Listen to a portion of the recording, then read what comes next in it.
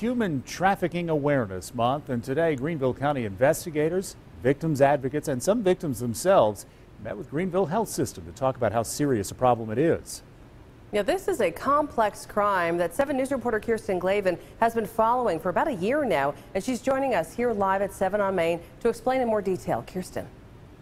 Well, Gordon, Amy, we know the issue is here and we know it's growing, but sex trafficking investigators and even victims say people are still having a hard time dropping the stereotypes and understanding that this can happen to anyone.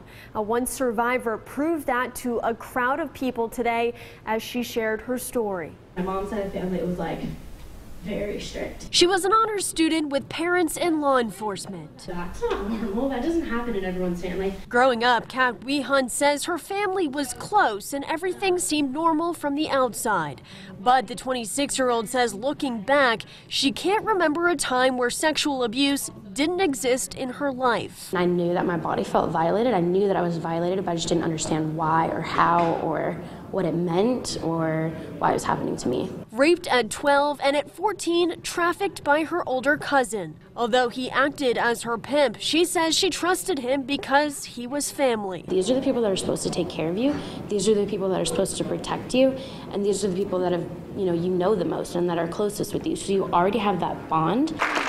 Weehunt's situation is surprisingly common in South Carolina. In 2016, familial trafficking was the most common form of relationship between a trafficker and victim in the state. We do see a number of cases where family members are trading children. We've worked at least 2 in the last year.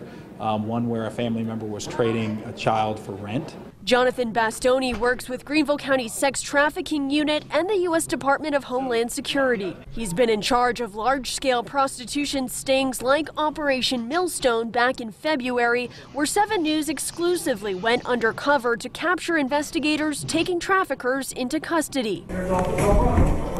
He says last year they made 19 arrests in the county, and now traffickers are just starting to go through the court system after the human trafficking law first went into effect about 6 years ago. And we're beginning to see how our judges will interpret this law and what kind of sentencing we're going to get for this. And we're obviously hoping that they'll give good sentences that are applicable to the crime, but we're beginning to see that, and that's kind of exciting to look for in the future.